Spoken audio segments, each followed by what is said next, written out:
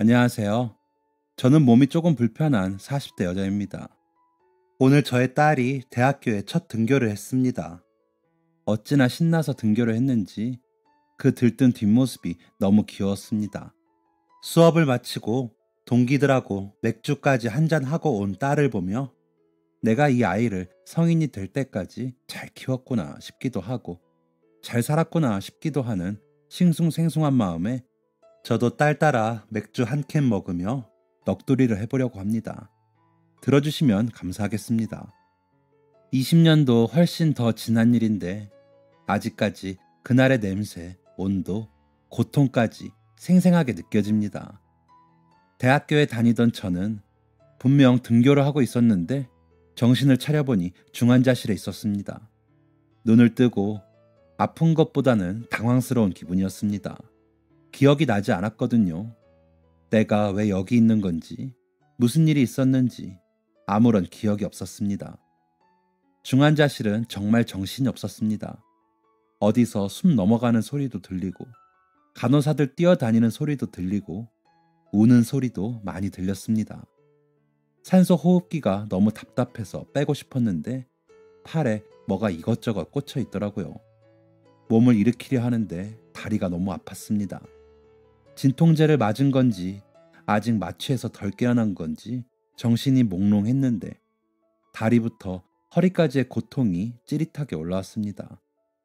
누가 갈아입혔는지도 모를 병원복을 입고 있던 저는 아픈 다리를 쳐다봤습니다.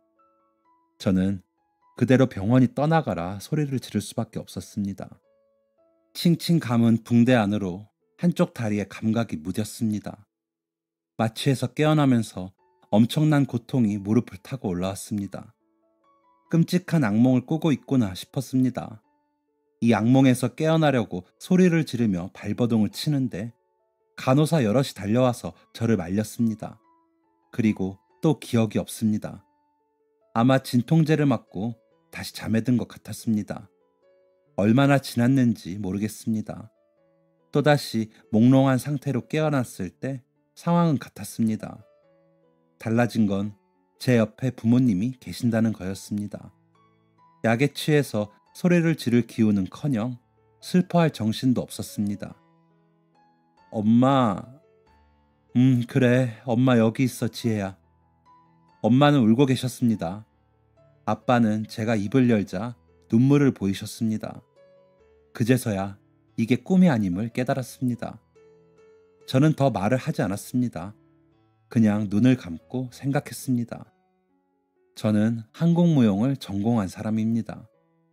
6살 때부터 발레 학원을 다녔고 초등학생 때부터 살과 키에 대한 압박을 받으며 비싼 돈을 투자해 콩쿠르를 다녔고 중학생 때는 학교가 끝나고부터 10시까지 무용학원에 있었고 고등학생 때는 원하는 학교에 들어갈 성적을 맞추기 위해 시간을 쪼개어 과외도 배우고 주말엔 학원에서 거의 살면서 입시 준비를 했습니다.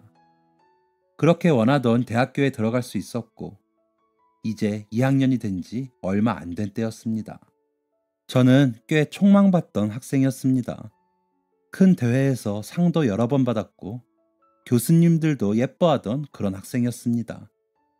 평생을 무용에 바쳤던 사람이었습니다.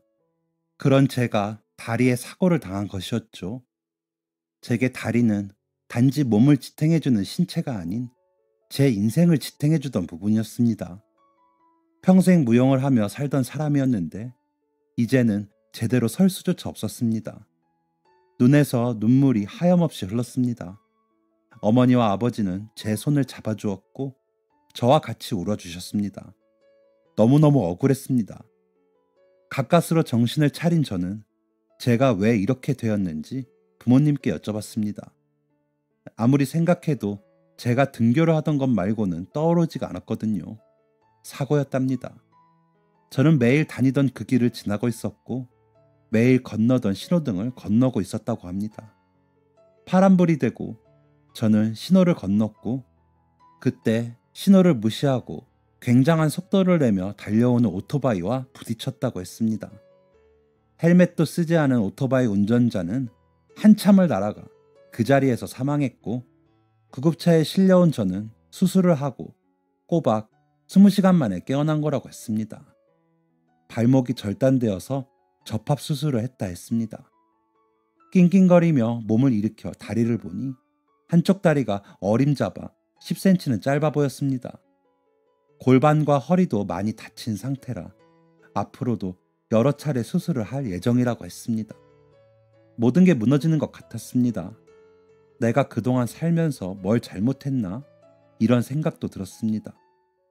난 이제 어떻게 살아야 하나? 차라리 죽는 게 낫지 않을까? 하며 밤낮으로 울었습니다.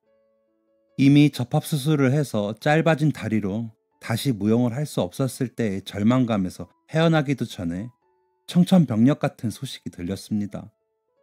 접합수술을 한 다리가 신경이 전혀 회복되지 않고 관절마저 남아있지 않아 다리를 절단해야 할 수도 있다는 의사 선생님의 말씀이었습니다. 저는 2차례 수술을 더 받았고 부모님, 의사 선생님과의 상의 끝에 다리를 절단을 하기로 하였습니다. 그렇게 다리를 절단하는 수술을 받고 저는 병원에 온 지 5달 만에 퇴원을 할 수 있었습니다. 퇴원을 해 집으로 갔을 때부터 저의 우울함은 극에 달했습니다. 무용으로 다져진 유연한 몸에서 한쪽 다리가 없는 불편한 몸이 되어 다시 무용을 할 수 없다는 현실에 죽고 싶다는 생각으로 가득했습니다. 부모님께 화가 난 것도 아니었는데 아무도 보고 싶지도 않고 아무 얘기도 듣고 싶지 않았습니다. 그래서 괜히 화내고 밥도 안 먹고 했습니다. 그렇게 몇 달 동안 집에서 TV만 봤습니다. 검사하러 병원에 가는 것 말고는 재활치료도 전혀 안 했습니다. 그냥 정신을 놓고 몇 달을 보냈죠. 그러다가 어느 날 채널을 돌리다가 우연히 다큐 프로그램을 보게 되었습니다. 같은 프로그램을 연속으로 해주길래 몇 시간 동안 본 것 같습니다. 거기엔 아이도 나오고 할머니, 할아버지도 나오고 저 같은 20대의 여자도 나왔습니다. 그 사람들의 삶은 참 치열했습니다. 경제적 환경이 어려워서 의식주도 해결이 안 되거나 선천적으로 장애가 있어서 샤워 한번 하기 힘들어도 참 치열하게도 살고 있었습니다. 어쨌든 생계를 유지하려고 일을 하고 웃으려고 노력하는 모습들이었습니다. 문득 나는 지금 뭘 하고 있나 싶었습니다. 나보다 훨씬 힘든 삶을 사는 저들에게서 나의 무기력함이 떠올랐습니다. 그들과 비교되는 내 자신이 너무 멍청하게 느껴졌습니다. 그때부터 한번 살아볼까 하는 결심이 섰던 것 같습니다. 비록 내가 원하던 삶은 못 살겠지만 일단 살기라도 해보자 하면서 재활을 다녔습니다. 몇 달 동안 휠체어에 앉아있거나 누워있다가 목발을 사용해보려니 여간 힘든 게 아니었습니다. 한 발 한 발 나아갈 때마다 골반이 무너지는 기분이었습니다. 처음엔 한 발 걷고 울고 다음 날엔 3발 걷고 울었습니다. 그렇게 하다 보니 목발에 어느 정도 의존이 되더라고요. 부모님이랑 산책도 가끔 나가고 했습니다. 그러다가 의족을 찾게 되었습니다. 아버지께서 혼자 열심히 알아보셨더라고요. 처음엔 좀 부끄럽기도 하고 불편했지만 적응되니 휠체어나 목발보다는 훨씬 나았습니다. 어릴 때부터 부모님께서는 교회에 다니셨습니다. 이전에는 주말에도 학원에 가거나 대회 준비를 하느라 같이 가지 못했는데 사고 이후에는 가끔 같이 교회를 나갔습니다. 그곳에 가면 기분이 좋아졌습니다. 사고 직후엔 누가 쳐다만 봐도 그 시선이 기분 나쁘고 숨고 싶었는데 의족을 하고 나니 좀 괜찮아지더라고요. 교회에 가면 부모님의 친구분들께서 치마로 가리니까 하나도 티가 안 난다. 너무 잘 걷는다. 이렇게 진심 어린 칭찬을 해주셔서 좋았습니다. 꾸준히 교회에 나가다가 한 번은 늦잠을 자서 부모님끼리 교회에 가셨습니다. 그래서 혼자 오후 예배에 나갔습니다. 예배가 끝나고 성경을 챙기고 있는데 누가 제 옆으로 다가오더라고요. 처음 보는 남자였습니다. 지난주에는 왜 안 나오셨어요? 다짜고짜 물어보길래 저는 청년부 회장인가 했습니다. 그게 늦잠을 자서. 그러셨구나. 그럼 이제 매주 나오시는 거죠? 네, 아마도. 매주 나오세요. 네? 네. 남자는 씩 웃으며 자리를 떠났습니다. 그때는 청년부 회장이 관리를 엄격하게 하는구나 정도로만 생각했습니다. 그리고 그 다음 주에 교회를 갔는데 예배가 끝나고 그 남자가 또 찾아왔습니다. 갑자기 볼펜 하나를 내밀더라고요. 이게 뭐죠? 볼펜이요. 아니, 그러니까 이걸 왜 주세요? 필요해 보여서요. 네? 예배드리는 모습이 보기 좋아서요. 나름 무용과 나왔다가 미팅도 많이 해보고 학생회 하면서 다른 과 학생들도 많이 만나봤지만 이런 식의 관심은 처음이었습니다. 저한테 관심이 있는 건지 아닌 건지 헷갈릴 정도였습니다. 선을 넘는 듯 안 넘는 듯 그 남자의 대시는 계속되었습니다. 볼펜을 주기도 하고 음료수 한 캔을 주기도 하고 작은 쿠키를 주기도 하며 거절하기 애매한 작은 선물들을 주더라고요. 이 남자가 나에게 호감을 표하는 건지 아니면 청년부 회장으로서 몸이 불편한 나를 동정하는 건지 잘 모르겠더라고요. 혹시 전자라면 저는 마음이 없다는 걸 표현해야 할 것 같아서 물어보기로 했습니다. 그날은 또 곰돌이 모양의 열쇠고리를 들고 오더라고요. 저기요, 왜 자꾸 저한테 뭐 주세요? 주고 싶어서요. 네? 아니, 그쪽이 청년부 회장이라서 엄격하게 관리하고 챙겨주는 건 알겠는데 저 이런 거 받고 싶지 않거든요. 이제 그만 주셨으면 하는데요. 청년부 회장, 그동안 챙겨주신 거 감사했고 앞으로는 아무것도 주지 마세요. 그럼 갈게요. 그럼 저랑 밥 먹어요. 네? 제가 왜요? 청년부 회장이 같이 교회 다니는 사람한테 밥도 못 사줘요? 아, 설마 내가 작업 거는 거라고 착각하는 건가? 네? 착각은 무슨 착각이요. 그런 거 아니거든요. 그럼 밥 먹어요. 양식 좋아해요? 사거리 식당으로 와요. 먼저 가 있을게요. 아, 저기. 혹시나 제가 거절할까봐 남자는 후다닥 교회를 빠져나갔습니다. 너무 당황스러웠습니다. 거절을 해야 하는데 혹시 제가 안 가면 하염없이 기다릴까봐, 혼자 스테이크를 썰고 있을까봐, 그게 너무 민망할까봐 그래서 갔습니다. 그런데 지금 생각해보니 저도 아예 마음이 없었던 건 아닌 것 같네요. 순식간에 말린 듯한 기분이었습니다. 분명 아침에 부모님과 교회에 갔는데 지금은 남자와 마주보고 스테이크를 썰고 있다니. 오늘은 확실하게 남자한테 선을 그어야겠다고 결심까지 했는데 말입니다. 조금 어색한 침묵을 깨고 남자가 씩 웃으며 말했습니다. 나 청년부 회장 아니에요. 네? 아까 청년부 회장이 같이 교회 다니는 사람한테 밥도 못 사주냐고 그랬잖아요. 네, 그랬죠. 그런데 내가 청년부 회장이라는 말은 안 했잖아요. 네? 그럼 누군데요? 그냥 청년부? 네? 그리고 나 작업 거는 거 맞아요. 시종일관 장난스러운 말투를 하던 남자가 사뭇 진지한 표정으로 말을 했습니다. 분명 거절해야 하는데 그 진지한 분위기에 말문이 막혀서 아무 말도 안 나왔습니다. 몇 달 전부터 지켜만 봤어요. 예배 드리는 모습이 너무 예뻐서, 그리고 너무 간절해서. 그러다 그쪽이 예배 안 나왔던 한 주 못 보니까 미칠 것 같더라고요. 그래서 용기 내서 말 건 거예요.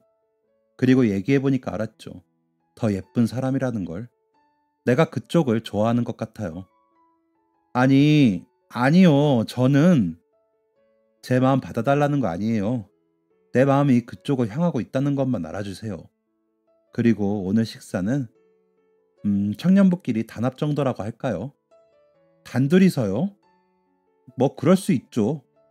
남자는 하하하 웃었습니다. 저는 생각했습니다. 웃음이 예쁘구나 하고. 그리고 동시에 여기서 선을 그어야겠다고 결심했습니다. 여지를 주면 혹시 오해할까봐, 그래서 그 마음이 더 커질까봐 두려웠습니다.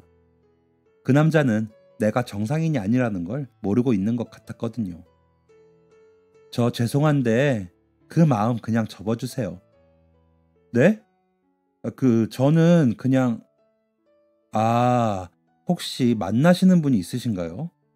그런 거라면 제가 실례를 했네요. 남자는 당황한 듯 머쓱하게 웃었습니다. 저는 길게 늘어진 치마를 살짝 들어 올려서 제 왼다리에 있는 의족을 보여줬습니다. 남자는 놀란 듯 눈이 조금 커지더라고요. 그럴 줄 알았습니다. 교회에서는 줄곧 앉아있는 모습만 봤으니 모를 줄 알았습니다. 저는 정상적이지가 않아요. 그러니까 정상적인 연애도 못하고요. 죄송해요. 이만 가볼게요. 저는 식당을 빠져나왔습니다.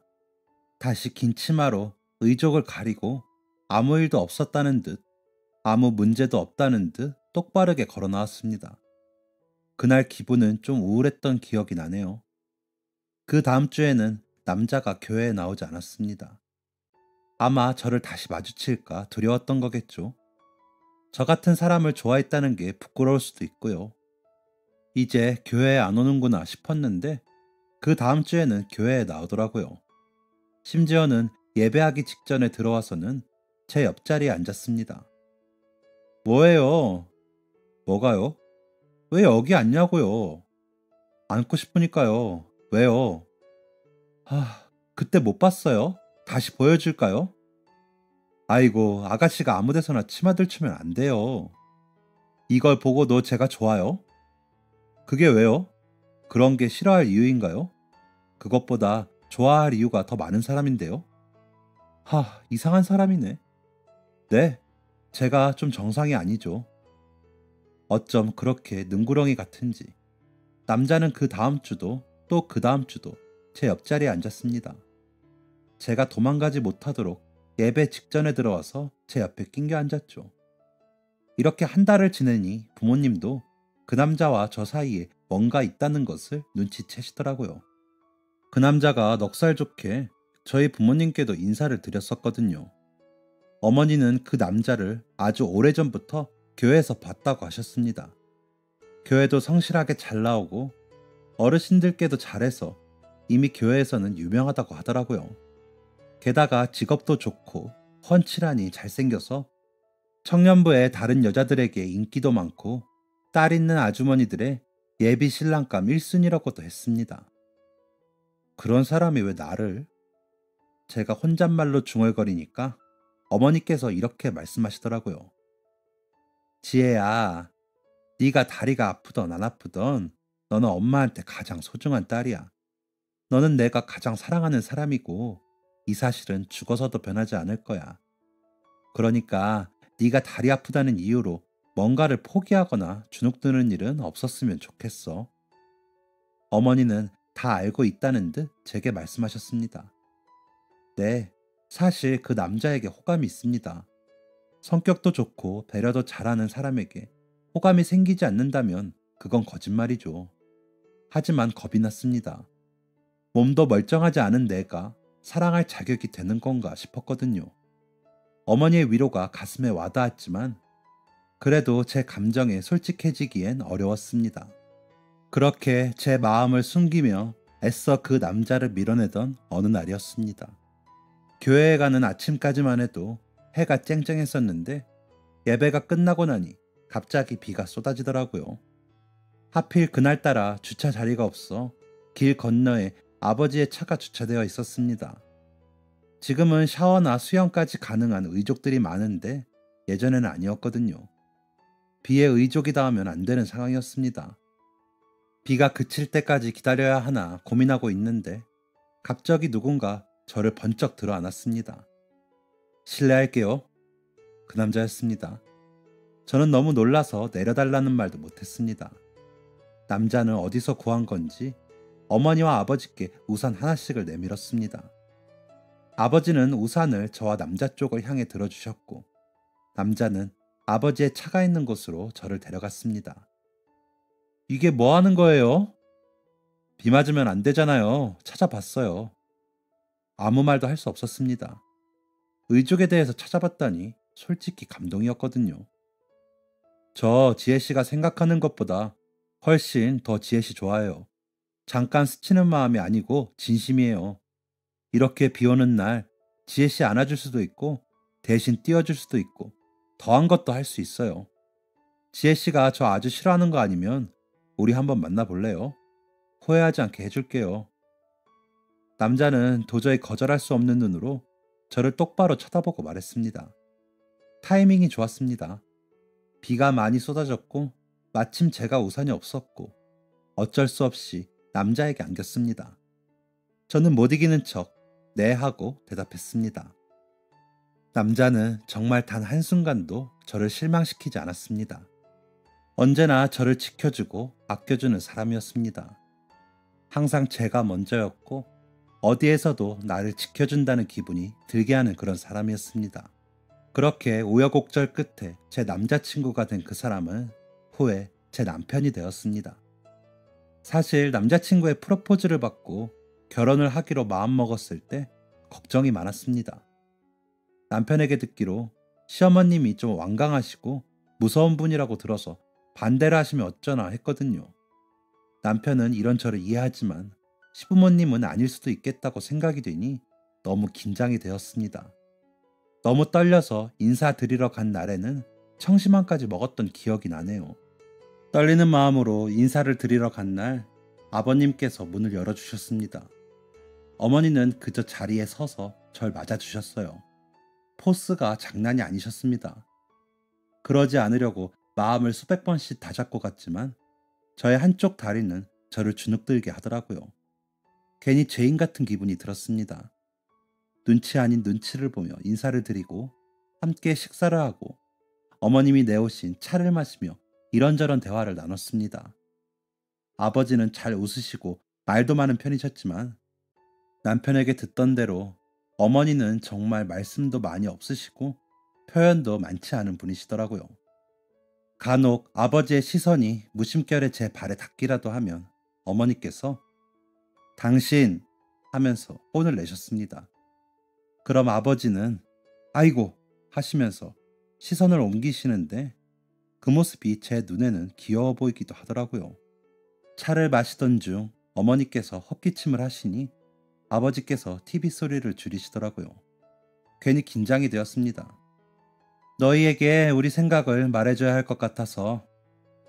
어머니의 말씀에 저랑 남편은 허리를 똑바로 펴고 앉았습니다. 진산이한테 네가 몸이 조금 불편하다는 얘기를 들었을 때 솔직히 그게 뭐가 대수인가 싶었다. 머리가 이상해서 이상한 짓 하는 사람들이 얼마나 많은데 다리 하나 아픈 게 뭐 대수라고. 다만 내가 걱정되는 건 진산이다. 저요? 그래 너. 내가 독하게 키웠으니 널 믿는다만 아주 혹여나 지혜가 아픈 것 때문에 헤어진 애 만회하며 지혜한테 상처 줄 거면 결혼하지 말아라. 허나 평생 지혜만 보고 잘 살 수 있다고 각오했으면 결혼해. 그리고 그 각오 변치 말고. 당연하죠. 당연하죠 엄마. 혹시 내가 예상했던 말씀을 하실까 걱정했던 저는 어머니의 말씀이 끝나자마자 긴장이 풀리며 가슴 속부터 벅차오르더니 눈물을 뚝뚝 떨궜습니다. 아버님은 아이고 예쁜 얼굴 웃어야지 울면 어떻게 해 하시며 티슈를 가져다 주셨고요. 초면에 못생겨 보이면 안 되는데 마스카라가 다 번지도록 눈물이 나더라고요. 울고 있는 저에게 어머님이 제 손을 잡으며 말씀하셨습니다. 진산이가 내게 소중한 자식이듯 너도 내 부모님께 얼마나 소중한 자식이냐. 게다가 아픔도 있는 너를 우리 진산이가 혹여나 행복하게 못해줄까봐 난 그게 걱정이다. 그 말씀에 얼마나 큰 배려가 있는지 알 수 있었습니다. 저는 이 순간 다짐했습니다. 저를 받아주신 시부모님을 친부모님처럼 모시기로요. 그렇게 저희는 부부가 되었고 1년이 채 되지 않아서 아이가 생기게 됩니다. 사실 골반도 성치 않아서 임신하는 데 고민을 많이 했고 양가 부모님과 남편이 위험하다고 생각되면 아이 없이 사는 게 어떻겠냐고 했는데 제가 아이를 무척 좋아하거든요. 남편도 마찬가지고요. 그리고 양가 부모님께 꼭 손주를 안겨드리고 싶은 마음도 컸고요. 시도도 안 해보고 마음을 접으면 후회가 될 것 같았습니다. 아마 자연분만은 어려울 것 같다는 의사 선생님 말씀에 제왕절개를 선택했는데 다행히 아이와 저 둘 다 건강했습니다. 아이는 저와 꼭 닮은 딸이었습니다. 남편을 닮아서 표현도 적극적이고 사람들 앞에 나서는 걸 좋아해서 매일같이 노래를 부르고 춤을 추는 아이였습니다. 하지만 불행은 아주 갑자기 순식간에 저를 절망에 빠뜨렸습니다. 아이가 어린이집에 다녀온 후 새로 배운 율동을 보여주겠다며 춤을 추고 노래를 부르고 있었습니다. 그런데 갑자기 귀에 물이 찬 듯 먹먹한 기분이 들더라고요. 왜 엘리베이터를 타거나 비행기를 탔을 때 먹먹한 그런 기분이었습니다. 아주 가끔씩 이런 적이 있어서 또 이러다가 말겠지 하며 대수롭지 않게 여겼습니다. 그런데 그날 저녁 정신없이 저녁을 차리고 있는데 퇴근한 남편이 불쑥 나타나더라고요. 뭐야, 소리도 없이 와? 문 열려 있었어? 어머, 내가 문 안 닫았나? 아니, 잘 닫혀 있었는데 문 열고 오는 소리 못 들었어? 내가 정신이 없었네. 하며 대화를 하는데 남편의 목소리가 왜인지 작게 들리더라고요. 이제껏 한 번도 남편이 오는 소리를 못 들은 적이 없었는데 내가 정신이 없어서 그랬나 보다 하고 이때까지만 해도 이상하게 여기지 않았습니다.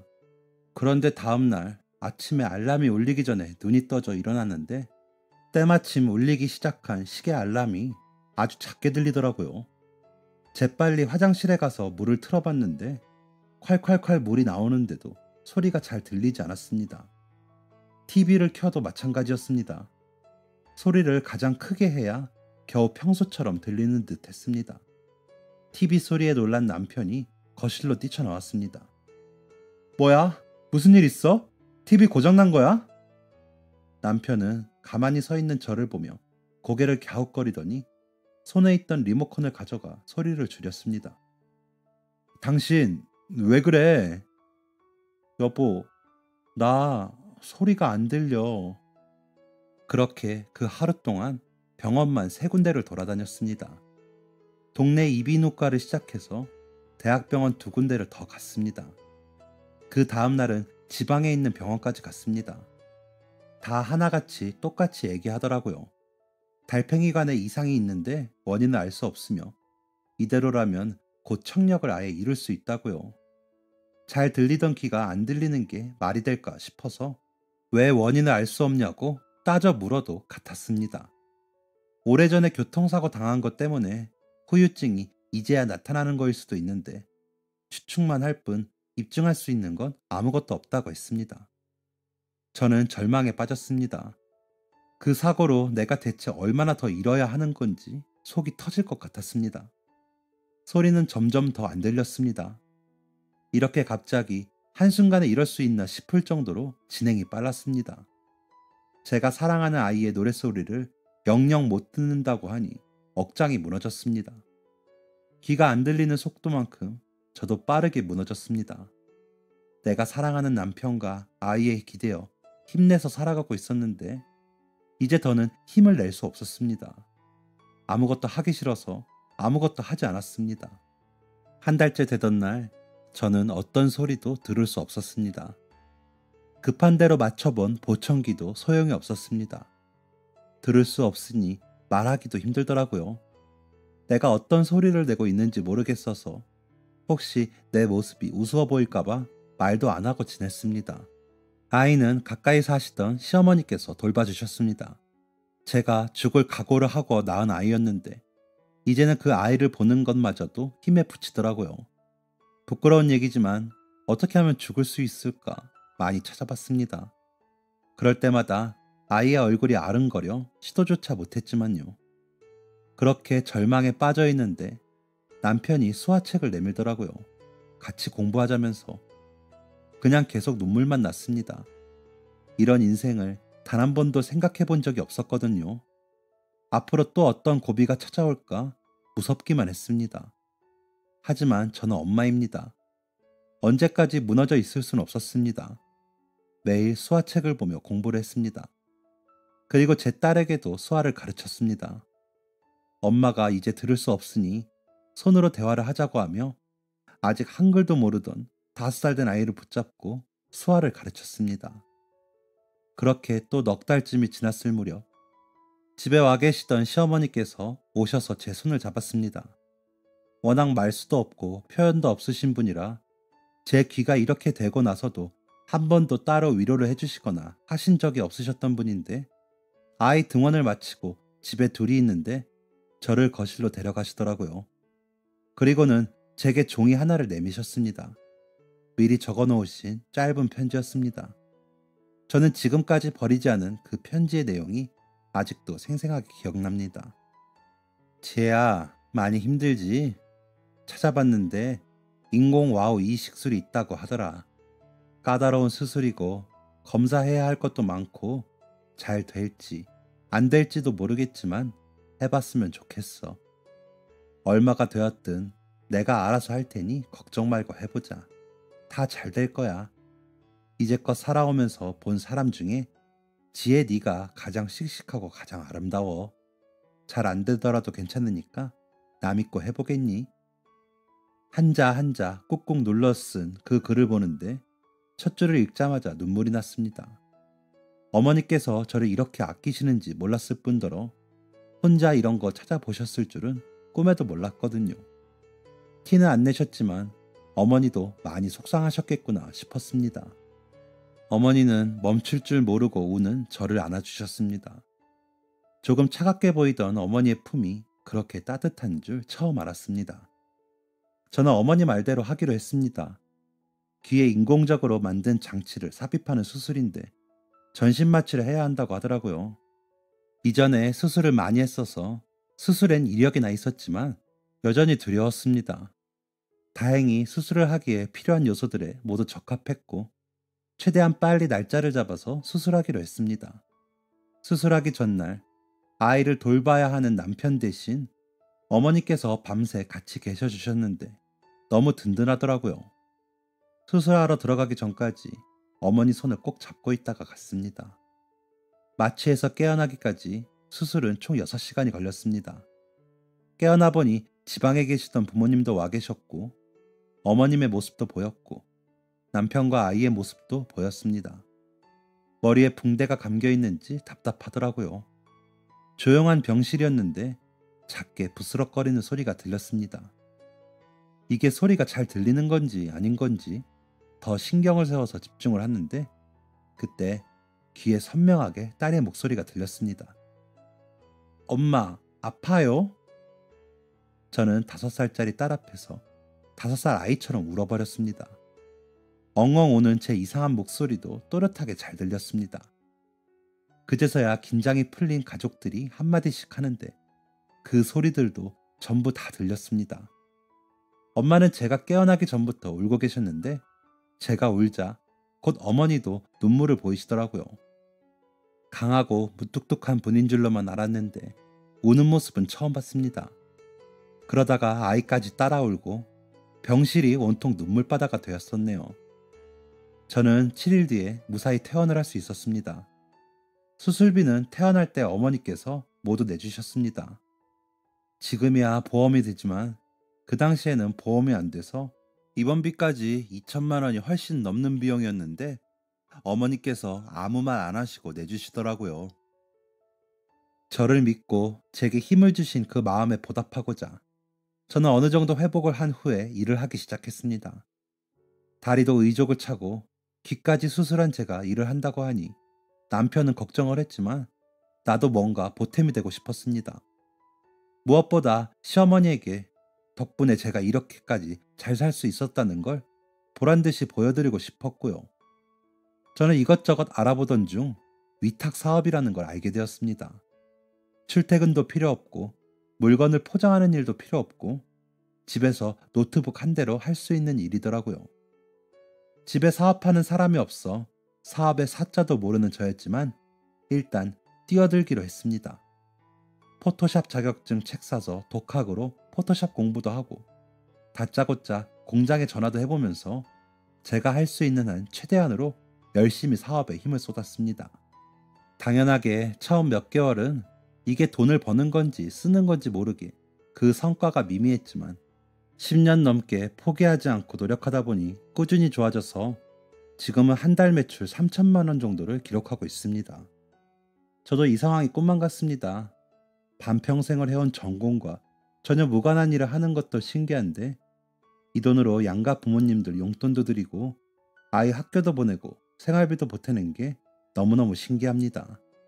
게다가 저는 다리도 귀도 성치 않은 장애인인데도 말이죠. 이렇게 할 수 있었던 건 모두 저희 시어머니 덕분이라고 생각합니다. 저를 아껴주시는 어머니의 마음을 모두 알게 된 지금은 표현 없는 어머니를 대신해서 제가 열심히 표현하는 중입니다. 어머니는 왜 이러냐며 부끄러워하시는데 아버님께 들어보니 너무 좋아하신다고 하더라고요. 앞으로도 남은 인생 더 많은 사랑을 드리려고 합니다. 저는 이렇게 든든한 가족들 덕분에 앞으로 어떤 역경이 찾아온다 하더라도 두렵지 않을 것 같습니다. 제게는 기댈 곳도 의지할 곳도 힘을 받을 곳도 넘쳐나거든요. 그러니까 저처럼 몸이 불편하신 분들, 그렇지 않으신 분들 모두 힘내시기 바랍니다. 세상을 포기하기에는 너무 좋은 사람들이 많이 있으니까요. 제가 있는 힘을 다해 기도하겠습니다. 모두 힘내세요. 지금까지 사연 들어주셔서 감사합니다. 사연이 재밌으셨다면 구독과 좋아요를 눌러주세요. 감사합니다. 안녕히 계세요.